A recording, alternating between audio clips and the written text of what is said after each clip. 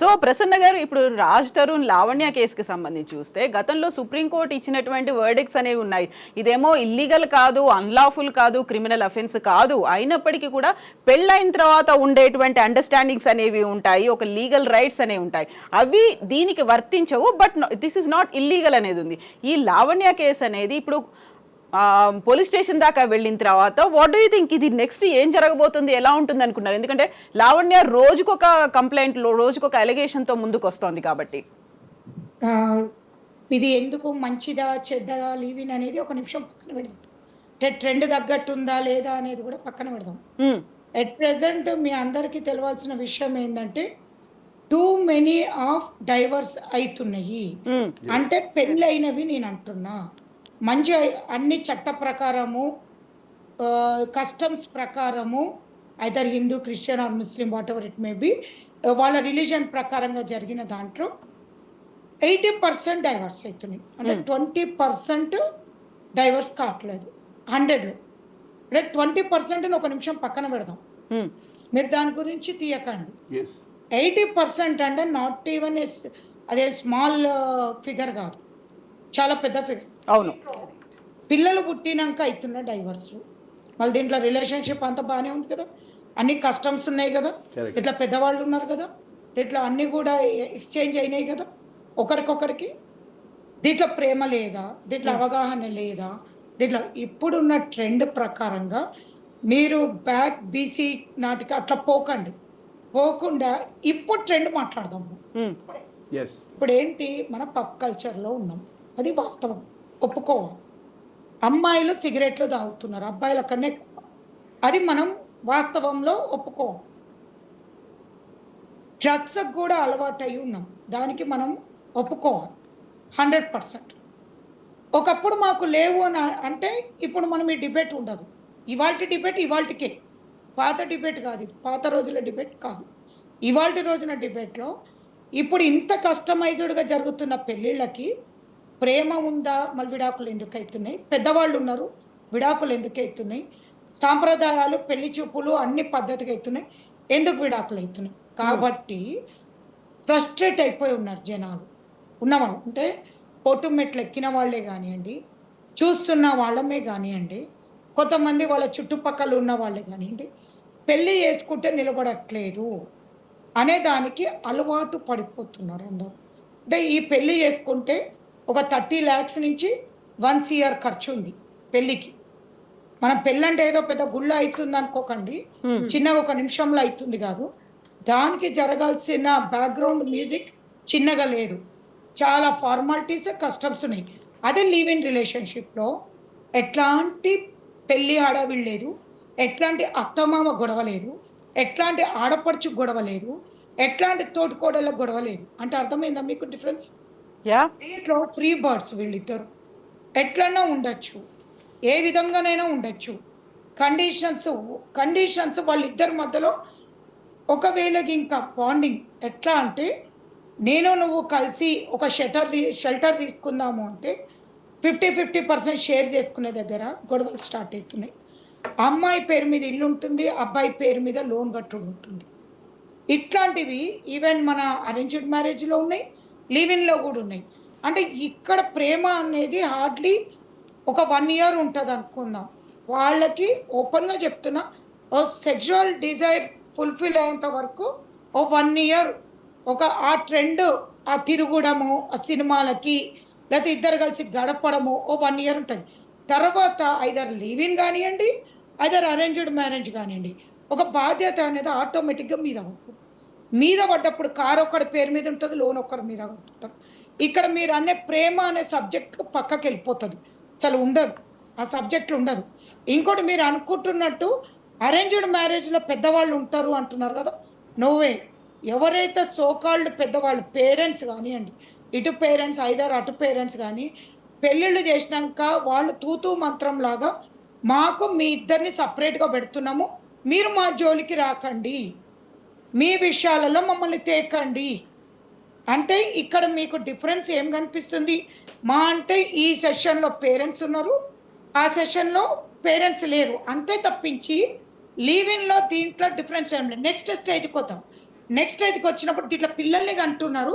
దాంట్లో పిల్లల్ని కనాడాలంటే ఇద్దరం ఒక కండిషన్ తీసుకోవాలి. ఏమంటే నేను పిల్లల్ని కంటాను, లిజిటిమేటే, ఇది లీగల్లీ వ్యాలిడ్. పిల్లల్ని అన్నది లీగల్లీ వ్యాలిడ్. వాళ్ళకి ప్రాపర్టీలు కూడా ఈక్వల్గా వస్తాయి.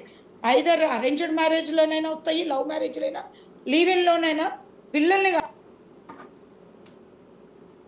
వాళ్ళకు వస్తుంది.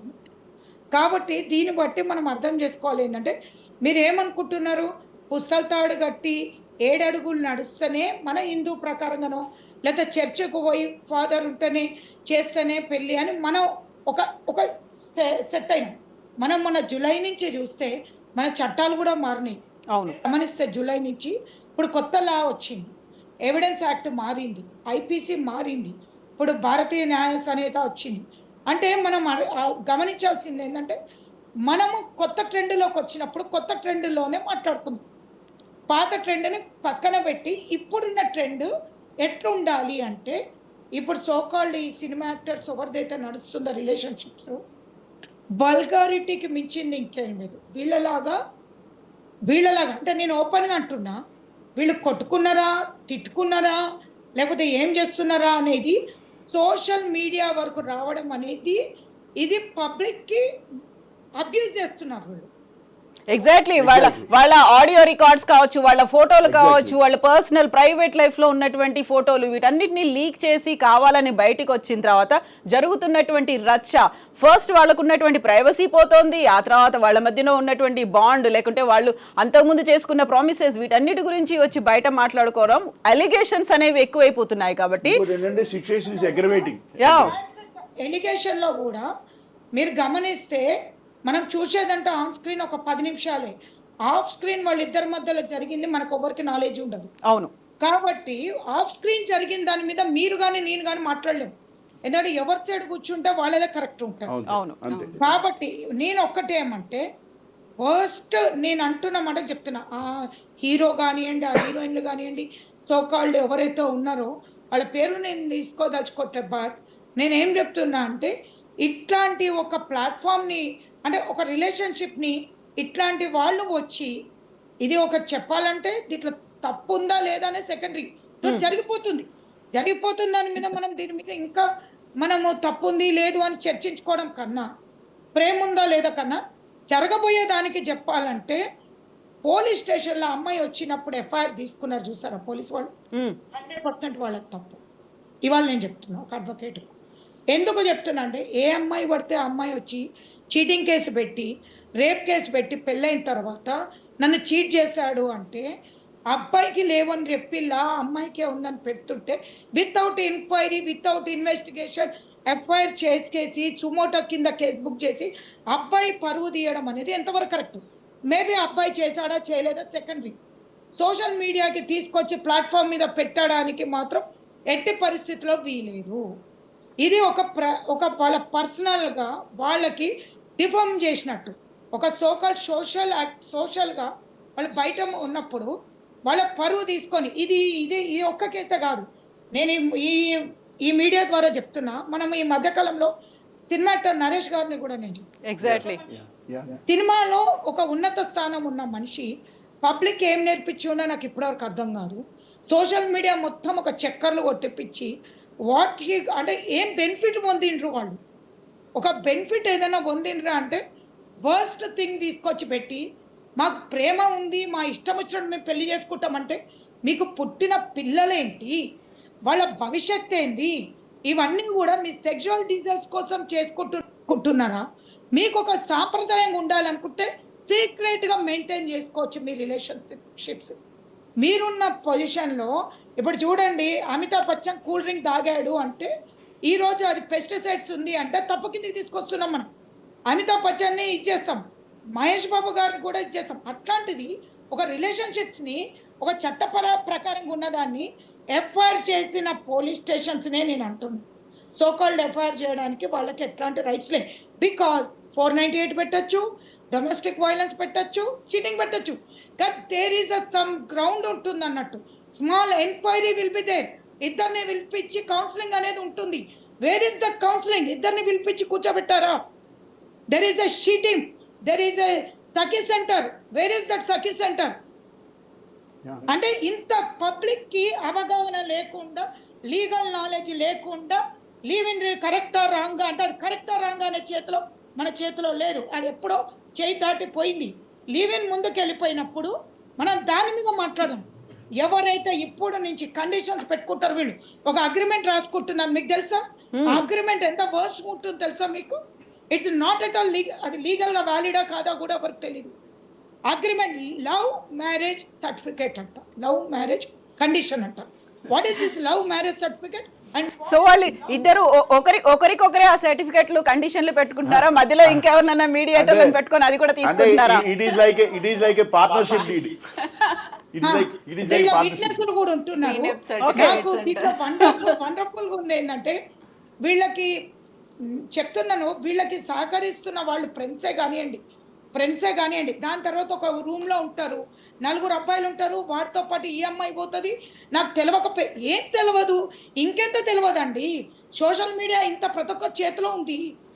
నువ్వు ఒక అబ్బాయి దగ్గర పోతే నువ్వు నాశనం అవుతావు అని చెప్పి తెలియని వాళ్ళు లేరు కదా. సో సెక్షన్స్ ఉన్నాయి కదా. ఎగ్జాక్ట్లీ జరగట్లేదంటే where is the she team? ఎక్కడికి వెళ్ళింది? ఇప్పుడు నేను చెప్తున్నా, అబ్బాయి కూడా డిఫర్మేషన్ కేసు వేయొచ్చు. Is also having right. ఎప్పుడు చూడు అమ్మాయి కోర్టుకు వచ్చింది అంటే అబ్బాయి తప్పేనా? ఎక్కడి నుంచి ఉన్నాయి రైట్స్? అమ్మాయికి సిగ్గు శరం లేదా?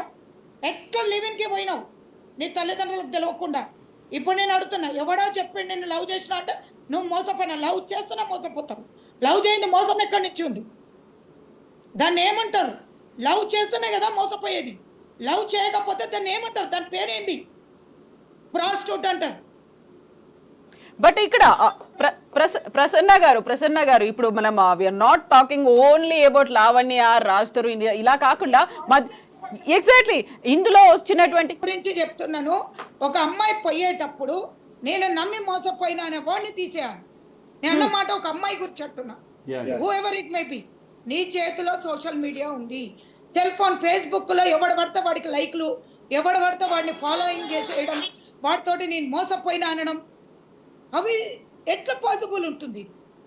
తెలియట్లేదా నీకు? ఎంతమంది బయటకు పోతే ప్రాబ్లం ఉందని? కార్లో నలుగురితోటి కార్లో పోతారు, రేప్ జరిగిందని కేసు పెడతారు. రీసెంట్ గా నేను చూసిన, నువ్వు నలుగురితోటి పోతున్నావు, రేప్ జరగకపోతే ఏం జరుగుతుంది? ఎక్కడ ఎడారిలో పోతారు, అవుట్స్కట్స్ లో. ఎట్లా జరగదు? నేను మోసపోయినా. బట్ నో ఇక్కడ ప్రసన్న గారు ఐ హ్యావ్ ఎ డౌట్. అంటే మనకి ఒక నమ్మకం అనేది ఉంది, లేకుంటే వాళ్ళ మీద ట్రస్ట్ డెవలప్ చేసుకున్నాం, ఒక ఫ్రెండ్షిప్ ఈజ్, ఒక లవ్ ఈజ్ ఫ్రెండ్షిప్ అనుకున్నాం, లేకుంటే మన ఫ్రెండ్స్ గా వాళ్ళని ఎప్పటి నుంచో భావిస్తున్నాం అన్నప్పుడు ఆబ్వియస్ గా వాళ్ళ మీద ఒక నమ్మకం అనేది ఏర్పడుతుంది. మన వాళ్లే కదా, మనం ఇంతకాలం కలిసి ఉన్నాం కదా అనేది ఒకటి ఉంటుంది కదా. ఆ నమ్మకంతో పోతున్నారా, ఆ తర్వాత చీట్ అవుతున్నారా, మోసపోతున్నారా, అక్కడ ఫ్రాడ్ జరుగుతుందా అనేది ఇంకోటి వస్తుంది కదా. సో ఇలాంటివి కేసులు అవుతున్నప్పుడు యాజ్ ఎ అడ్వకేట్ గా మీ దగ్గరికి క్లయింట్ వచ్చారనుకోండి, మీరేం చెప్తారు వాళ్ళకి? అమ్మాయి 50% సహకారం లేనిది ఇంకో 50% జరగదు. 100% నేను ఈ మాట చెప్తున్నా.